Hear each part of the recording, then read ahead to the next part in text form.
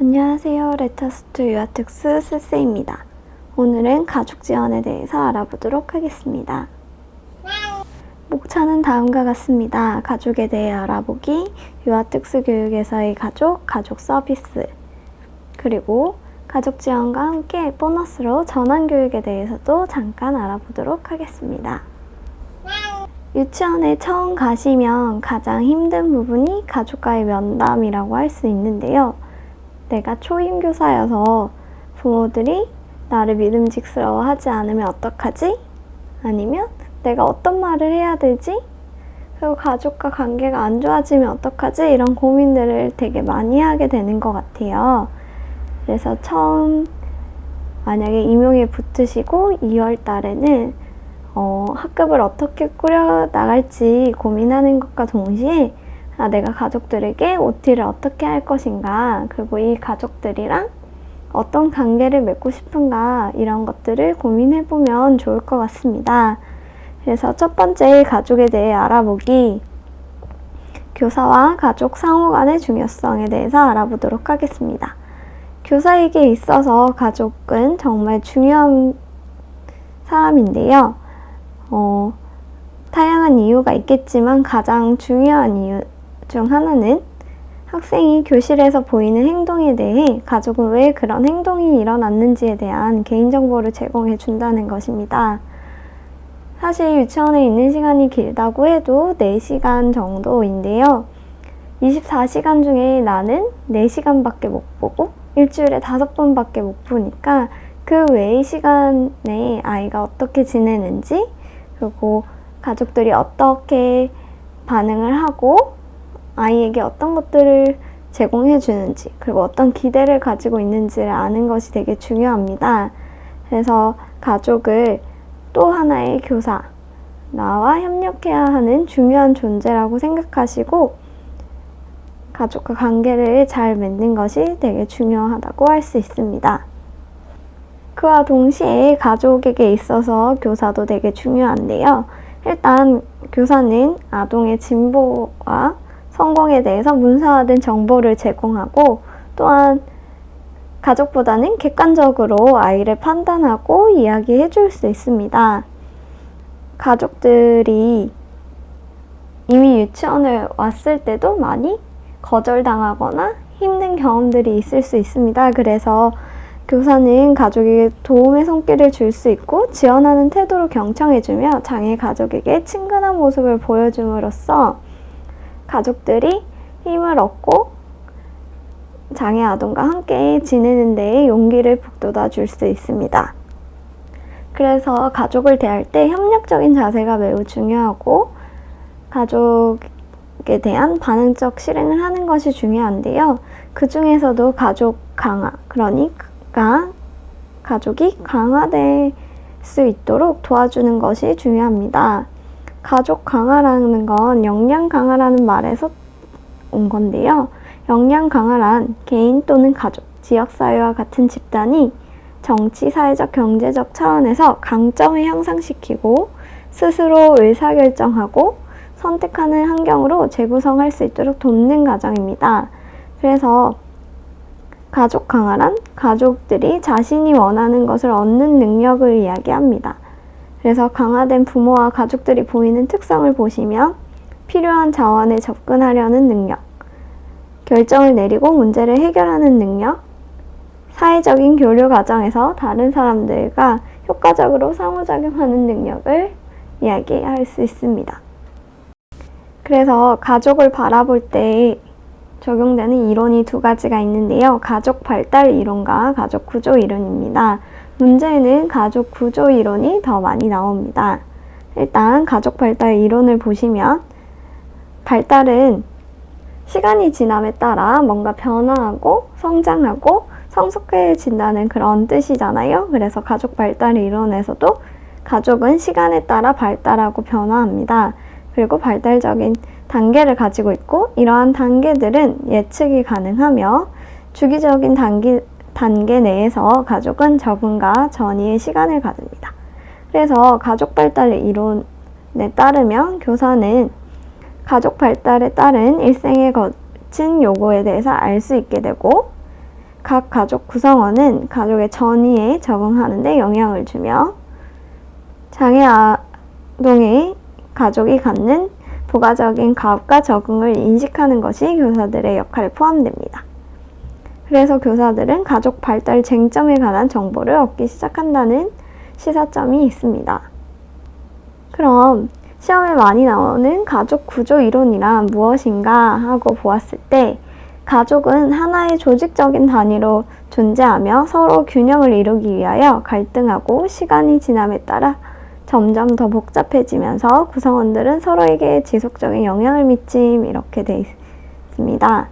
그래서 가족 구조이론에서 가족은 가족 구성원들이 개개인으로 존재함과 동시에 이게 하나의 구조이며 이 각각의 구성원들은 서로에게 영향을 미친다는 것을 의미합니다. 그래서 가족 구성원들은 서로에게 의존적인 단위로 존재하기 때문에 한 구성원에게 미치는 영향은 가족 내의 다른 구성원들에게도 영향을 미칩니다. 그래서 각각 연결되어 있지만 그와 동시에 각자 자신만의 독특한 요구와 필요를 지니고 있습니다. 그래서 이 사람들의 독특성을 인정하고 이해함과 동시에 서로 관계를 맺고 유지해야 하는 하나의 단위로 존재한다는 것도 알고 있어야 합니다. 그래서 가족 구조 이론의 구성 요소 4가지는 시험에도 자주 나오는데요. 가족의 특성, 가족의 상호작용, 가족 기능, 가족 생애 주기가 있습니다. 이 4가지 구성 요소는 서로 영향을 미치며 가족들이 어떻게 반응하는지에 대해서 영향을 줍니다. 그 중에서도 가족 상호작용에 대해서 좀 더 알아보도록 하겠습니다. 가족 상호작용은 가족 구성원들 간의 응집력, 적응력 2가지의 특성에 대해서 영향을 받습니다. 응집력이란 가족 내에 존재하는 정서적인 결속의 형태입니다. 그래서 가족 구성원들의 자유 및 독립의 정도를 이야기하는데요. 응집력이 좋다라고 이야기하는 것은 서로 죽고 못 산다. 너무 항상 붙어 있어야 되고 내가 다른 사람한테 한 행동이 바로 다 영향을 미치고 이런 것들이 아니라 가족 구성원들 간의 경계가 분명하면서도 그러니까 각각 존재하고 인정하면서도 밀접한 결속감을 느껴야 하는 그럴 때 응집력이 좋다. 응집력에 있어서 균형을 보인다 라고 이야기할 수 있습니다. 그리고 적응력은 이제 위기 상황이나 스트레스가 주어지는 사건에 대한 반응을 변화시킬 수 있는 능력을 이야기하는데요. 이 응집력과 적응력 모두 균형을 잘 이루어야 좋다고 보고 있습니다. 그래서 이제 가족과 지내기 위해서 가족 진단이라는 것을 하는데요. 이제 가족 진단은 교육 목표와 서비스에 대한 가족의 우선적인 관심사를 결정하기 위해서 전문가들이 정보를 수집하는 진행적이고도 상호적인 과정을 이야기합니다. 이제 가족의 복잡한 생태학적 환경이나 개별성을 이해하도록 도와주기 때문에 이들의 자연스러운 생태학적 환경 내에서 적절한 자원을 제공할 수 있게 해줍니다. 그래서 가족의 진단할 때 내용은 어떤 것이 있냐면 가족의 자원, 물리적, 경제적, 심리적 자원들을 알아보고요. 그 다음에 우선적인 필요, 어떤 것들이 필요한지, 그리고 어떤 것들에 관심이 있는지 이 3가지를 알아봅니다.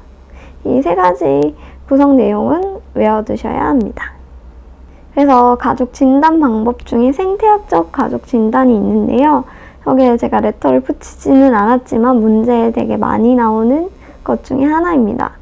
특히 브롬펜브레너의 가족 체계 이론과 생태학 이론, 이 이론이 자주 나와서 잘 알아두시면 좋을 것 같습니다. 가족을 볼 때 브롬펜브레너는 소구조, 중간구조, 외부구조, 대구조를 가지고 설명을 했습니다. 이제 사람이 있다면 이 사람은 소구조, 중간구조, 외부구조, 대구조와 계속 영향을 미치면서 상호 관련 있게 서로 영향을 미치면서 사회에 적응하고 사회에서 한 역할을 맡게 된다고 하는데요. 이제 소구조 같은 경우에는 아동이 상당한 양의 시간을 보내는 환경으로 뭐 가족, 구성원들을 생각하시거나 유치원 친구, 선생님 등 아동이 상당한 양의 시간을 보내는 환경을 이야기합니다. 그럼 중간구조는 무엇인가?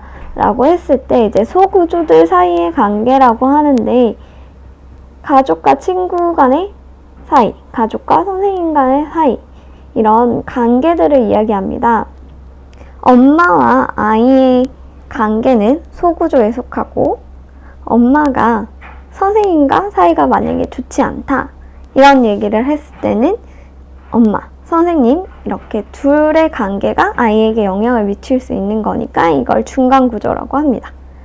그리고 이제 외부구조 같은 경우에는 동네 단위의 기관, 이웃, 지역사회, 조직 등과 같은 구체적인 사회적 구조라고 하는데요.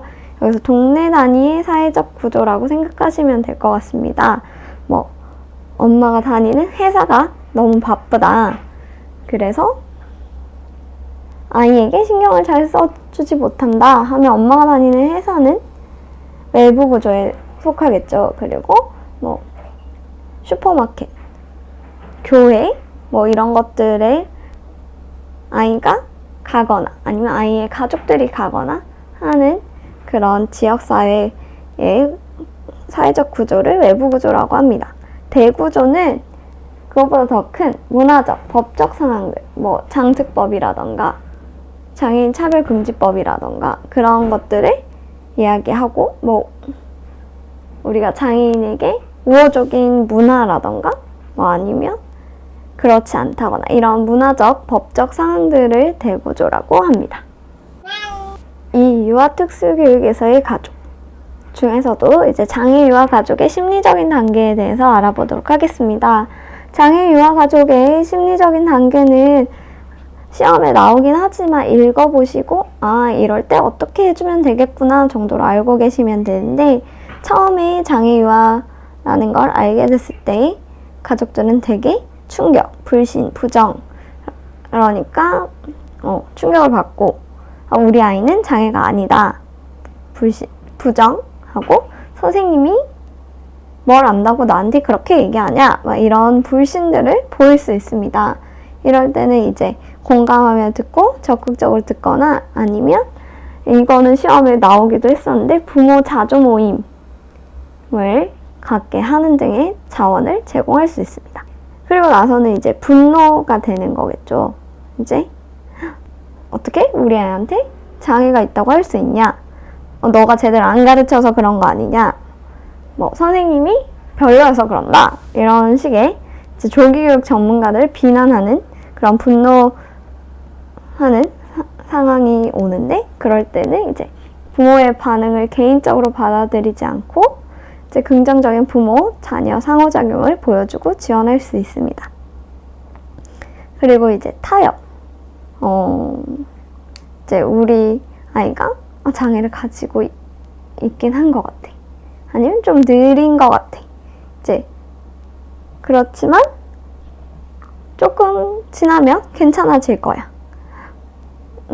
지금은 좀 느리지만 금방 괜찮아질 거야. 이렇게 이제 좀 괜찮아질 거라고 이제 장애가 없어질 거라고 하는 그런 이렇게 타협을 하는 거죠. 지금은 있지만 나중에 없어질 거야. 이런 식으로. 그럼 이제 이럴 때는 가족의 감정을 수용하고 정직하게 소통해야 합니다. 그리고 이제 타협 단계가 끝나면 우울과 좌절을 느끼고 이제 내 아이는 정말로 장애가 있고 내가 꿈꿔왔던 자녀가 아니고 무기력하고 이런 것들을 느낍니다. 그래서 아이의 강점을 발견할 수 있도록 도와줘야 되고 이제 양육 기술에 자신감을 느끼도록 도와줘야 합니다. 그리고 이제 마지막에 수용. 이 아이가 장애가 있고 내가 어떻게 해줄 수 있는지 이런 것들을 찾고 실제적으로 정말로 행동하는 그런 의지를 갖게 되는 건데 이제 이럴 때 개방적이고 정기적인 의사소통 계속 유지하면서 잘하고 있다 이런 칭찬도 많이 해주시면 좋습니다. 그런데 이제 장애 유아 가족의 심리적인 단계, 아까 보신 그 단계에 한계점이 있습니다. 이거는 그냥 대략적으로 평균적으로 이렇더라 하는 거지, 모든 부모들이 동일하게 정해진 반응의 단계를 보이는 것이 아닙니다. 그래서 선생님들은 가족들이 개별적인 존재인 것을 인정하고 개별 부모랑 또 가족 구성원들이 보일 수 있는 감정이나 행동이 모두 다를 수 있다는 것을 기억하고 계셔야 합니다. 그래서 장애 유아의 그럼 형제자매들은 어떤 양상을 띠냐라고 했을 때, 사실 부모님도 되게 힘들고 장애 아이도 힘들지만 장애 유아의 형제자매도 되게 힘든 경우가 많거든요. 내가 형제자매보다 어린데도 되게 일찍 처리된다거나 좀 그런 부분들이 주변에서도 많고 유치원에서도 좀 많이 보는 것 같아요. 그래서 이제 장애 아동의 형제자매들도 좀 분노, 두려움, 죄의식 같은 그런 감정들을 가질 수도 있고, 그런데 이제 부모들은 성인인데 이 아이들은 아직 아이잖아요. 그래서 덜 성숙하고 이제 부정적인 느낌을 적절한 방법으로 해소하지 못하는 경우가 있습니다. 그리고 또 좀 낮은 자존감을 보일 수도 있다는, 이건 좀 마이너스적인 부분이고, 그런데 그게 아니라 좀 긍정적인 면도 있는데 보자면 이제 좀 더 친절하게 대하는 경향이 있고, 형제자매 관계에서 또 더 긍정적인 상호작용을 보이기도 합니다. 그리고 장애를 지닌 형제자매 함께 성장함으로써 인해서 성숙, 사회적 능력, 통찰력, 인내심, 높은 자존감 등의 장점을 보이기도 합니다. 그래서 이제 이 아이들을 어떻게 지원해 주어야 하냐 했을 때, 우리가 막 그 아이들을 잘 챙겨주고 얘기도 많이 들어주고 이런 것도 되게 중요하지만, 이제 유사한 장애 형제자매를 둔 다른 또래들과의 만남, 이런 것들을 통해서도 지원을 받을 수 있다고 하고 있습니다. 그래서 다른 형제자매들을 만나게 하는 것도 되게 중요하고요. 그리고 이제 장애 형제자매와 함께 활동에 참여함으로써 이들을 좀 더 잘 이해하게 되고, 또 이들에게 이제 장애 형제자매가 뭔가 교수를 함으로써 이제 교사의 역할도 할 수 있다고 합니다. 그래서 영유아의 경우에는 개별화 가족 서비스 계획 IFSP를 작성하기도 하는데요. 사실 우리나라에서는 거의 작성하고 있지 않고 특수교육지원센터에서는 이런 서비스 계획을 그래도 좀 작성하는 것 같습니다. 그래서 이거는 영아를 할 때는 이렇게 하는구나 하고 보시면 되고, 여기서 신생아 및 영아들의 조기 개입 서비스 제공을 위한 청사진입니다. 이건 한번 읽어보시면 좋을 것 같습니다. 그래서 이제 가족 서비스를 제공할 때 이제 부모 참여를 위해서 고려해야 할 사항들이 있는데, 다른 것들은 그냥 읽어보시면 되고, 제가 좀 중요하게 생각했던 거는 이거인 것 같아요. 제 가족은 필요할 때 바로 상담을 받지 못하기도 하고, 교육이나 정신건강 분야의 용어를 잘 이해하지 못할 때도 있어요. 우리는 이명 공부를 막 1년, 2년 뭐 열심히 해서 오고, 그리고 대학교에서도 4년 내내 배우고, 그래서 나는 좀 익숙하고 편한 용어인데 가족들이 잘 이해를 못할 수도 있더라고요. 그래서 최대한 뭐 IP를 작성하고 할 때 이렇게까지 좀 쉽게 쓴단 말이야? 라고 생각할 정도로 좀 풀어서 써주시면 가족들이 개별화 교육 계획을 보고 우리 아이의 목표는 이런 거구나 라고 알 수 있을 것 같아요. 그래서 그런 것도 좀 고려해 주시면 좋을 것 같고, 그리고 상담을 하거나 OT를 하거나 할 때도 좀 이제 쉽게 풀어서 설명하는 연습을 하시면 좋을 것 같고요. 그리고 일단 저희가 꼭 부모랑 만나야 될 때는 이제 계획을 할 때 있잖아요. 그러면 1년에 사실 2번, 그 뭐 평가 때도 본다고 하면 4번 이렇게 되는데, 그 4번 외에도 자주자주 상담하고 학부모님께서 이제 필요할 때 교사에게 언제든 상담할 수 있도록 좀 열린 마음을 두시는 건 좋을 것 같아요. 대신 이제 너무 부모님한테 끌려다니지 마시고 상담은 근무 시간 중에만, 그것도 아이들 가고 나서 몇 시부터 몇 시까지는 가능합니다. 이런 것도 좀 정해두시고 선생님의 교육 철학도 좀 정해두셔서 제 어머님들하고 상담할 때 이제 좀 덜 버벅대도록 그리고 덜 끌려다니도록 준비를 많이 해두시는 건 좋은 것 같습니다. 가족 서비스를 제공하는 접근 방법으로는 전문가 중심 접근, 가족 제휴 접근, 가족 초점 접근, 가족 중심 접근이 있습니다. 전문가 중심 접근은 말 그대로 전문가가 전문성을 제고하는 유일한 근거로 보고요. 그래서 가족들이 자신의 문제를 해결함에 있어서 기능적이지 못하고 무능력한 것으로 인식됩니다. 그래서 전문가가 모든 것을 결정하고 제공해야 한다라는 게 전문가 중심 접근입니다. 가족 제휴 접근은 가족들은 교사로서 역할하긴 하는데 이때 이제 전문가들이 미리 계획한 프로그램만을 실행하도록 하는 것을 가족 제휴 접근이라고 합니다. 가족 초점 접근이란 이제 가족들을 좀 더 긍정적으로 인식하기 시작하면서 나온 건데요. 이제 가족을 전문가와 협력할 수 있는 존재로 인식하고, 그렇지만 여전히 대부분의 전문가들은 가족이 전문적인 보조를 받아야 한다고 생각합니다. 그래서 가족 중심 접근이 요즘 트렌드 경향이라고 할 수 있는데요. 이제 가족들이 서비스 전달 체제의 중심적인 역할을 하고 가족들은 서비스 전달 과정 전반에 걸쳐서 계획하고 실행하는 적극적인 파트너로서 역할합니다.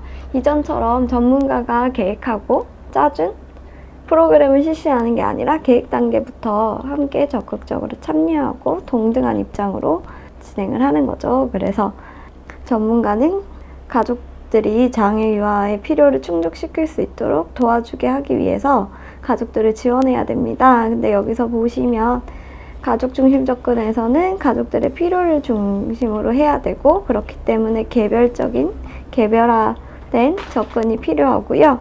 그리고 능력을 부여하고 강화하고, 그리고 가족의 장점을 강화시키는 쪽으로 접근하고자 합니다. 그래서 보시면 특성은 가족들은 의사결정 과정에 적극적으로 참여해야 하고, 가족 전체를 위한 서비스 지원이 계획되어야 하며 가족의 우선순위에 따라서 교육 목표와 서비스가 계획되어야 합니다. 그리고 이때 가족 중심 접근이라고 해서 가족들 모두를 처음부터 끝까지 무조건 참여해야 해가 아니라 가족들이 원하는 참여의 정도를 존중해 주어야 합니다.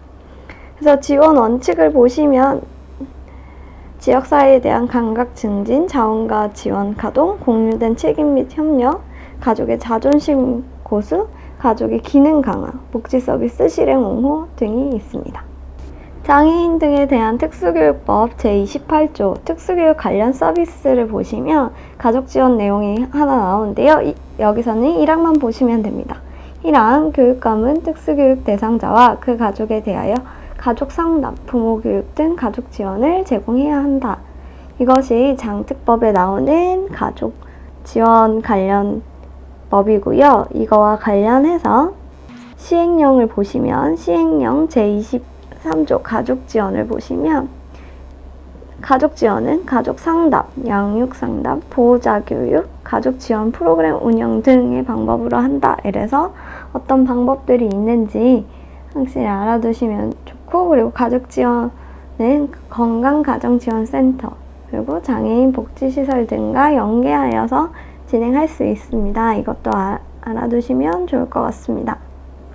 그럼 전환교육에 대해서 알아보도록 하겠습니다. 전환교육은 사실 유아특수에서 문제가 많이 나오는 부분은 아니고, 그리고 대부분 이제 학년기에서 사회로 나갈 때 전환교육에 대해서 다루고 있기 때문에 유특에서 필요한 부분만 짧게 짚고 넘어가도록 하겠습니다. 일단 전환이란 한 가지 조건이나 장소로부터 다른 조건이나 다른 장소로 변화해가는 과정을 얘기합니다. 그래서 우리가 흔히 알고 있는 유치원에서 초등학교, 초등학교에서 중학교 이런 식으로 진학을 하는 것도 전환이고, 그리고 여기서 보시면 행적 전환이라고 상황과 환경의 변화라고도 하는데, 이제 전환에서는 어린이집에 다니다가 나이는 똑같은데 유치원에 간다거나 전학을 간다거나 이런 것들도 전환으로 봅니다. 또한 진짜 세세하게 들어가서는 환경과 상황이 변하기 때문에 유치원에서 활동이 변화한다거나 아니면 유치원 교실에서 신체활동실로 간다거나 강당으로 간다거나 이런 것도 전환으로 볼 수 있습니다. 그런데 이제 전환 교육이라고 했을 때 가장 크게 얘기하는 거는 이제 다음 상급 학교로 진학하는 것을 이야기하고 있죠. 그래서 전환교육의 특징은 성과 지향적 과정입니다. 성과가 나와야 되는 것을 중요하게 여기고, 그리고 이제 사회로 나가는 것을 생각했을 때 적어도 14살 이전의 학생들에게 제공되어야 하며 1년의 통합된 활동이며 팀 조건으로 이루어져야 합니다. 그래서 다른 것보다는 전환 모형 중에 클락과 콜스토의 모형에서 종합적 전환교육 모델, 포괄적 전환교육 서비스 모델이라고도 불리는데요. 이게 그래도 유아 특수까지 포함하고 있어서 알아두시고 가면 좋을 것 같습니다. 이 모델에서는 이제 인생에 있어서 한 번의 전환만 있는 것이 아니라 여러 번의 전환이 있다. 그렇게 해서 지식과 기술 영역을 길러야 한다라고 하는데, 이제 지식과 기술 영역은 8가지 영역이 있고요. 보시면 각 단계마다, 발달 단계마다 전환 진출 시점인 수료점이 있습니다. 그래서 영유아기 같은 경우에는 이제 학년 전 프로그램과 통합된 지역사회로 진출하는 시기를 수료점이라고 하고, 학년 전 교육기간 및 가정훈련 기간, 그러니까 유치원일 때는 이제 초등학교 프로그램과 통합된 지역사회 참여로 진출을 수료점이라고 합니다. 이 밑에는 읽어보시면 되고요. 이 수료점에 도달할 때까지 기술들을 향상시켜야 한다. 이것이 클락의 모형입니다. 오늘은 가족 지원과 그래서 전환교육 간단히 알아보았는데요. 다음에는 진단평가를 가지고 돌아오도록 하겠습니다. 감사합니다. 쎄쎄였습니다.